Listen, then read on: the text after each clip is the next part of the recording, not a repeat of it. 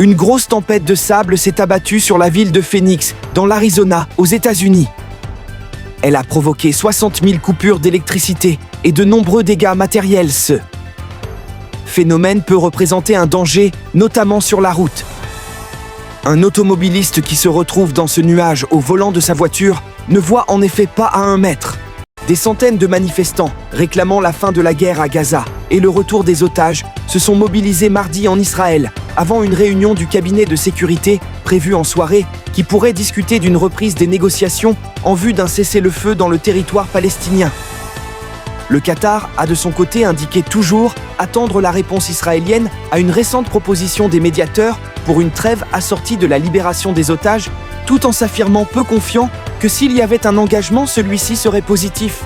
5 journalistes ont été à Gaza ce lundi 25 août dans un bombardement de l'armée israélienne visant un hôpital. Près de 200 ont été tués depuis le début de la guerre dans l'enclave palestinienne. Selon la défense civile, l'hôpital Nasser de Khan Younes a été frappé à 2 reprises par l'armée israélienne, d'abord par un drone explosif, puis par un bombardement aérien, alors que les blessés étaient évacués. L'armée israélienne a reconnu avoir mené une frappe dans la zone de l'hôpital Nasser et annoncé une enquête.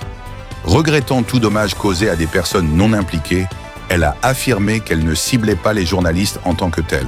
Un homme tient l'équipement utilisé par le caméraman palestinien Oussam Al-Masri, qui était sous contrat avec Reuters sur le site où il a été, avec d'autres journalistes et des civils lors des frappes sur l'hôpital Nasser.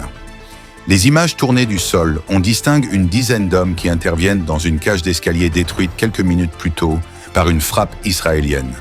Ils s'activent auprès d'un corps. L'un d'eux prend des photos et filme. Quelques secondes s'écoulent, survient une explosion extrêmement violente et la cage d'escalier est recouverte de fumée. L'entité bombarde violemment la capitale du Yémen et les outils annoncent une riposte dévastatrice. Alors restez bien jusqu'à la fin, je vais tout vous expliquer.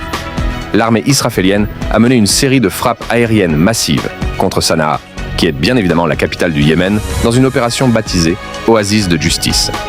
Selon les services officiels, les raids israéliens ont visé des infrastructures militaires stratégiques, identifiées par les services de renseignement. Un complexe militaire incluant le palais présidentiel, les centrales électriques d'Aïd, le bilan provisoire communiqué par les outils, est à au moins 2 décès et 5 blessés civils. Mais ce qui inquiète le plus, ce sont les répercussions régionales de cette attaque. Les outils d'Ansarallah affirment que leurs débattes aériennes ont réussi à intercepter une partie des frappes. Propagande martèle, cette attaque n'affaiblira pas leur capacité de riposte. Message du commandement, Houthi est sans ambiguïté. Tel Aviv, nous arrivons avec des Saïm de missiles et de drones. Attendez. Mais un autre élément change la donne. Des responsables Houthis affirment que les États-Unis pourraient participer au bombardement aux côtés de l'entité.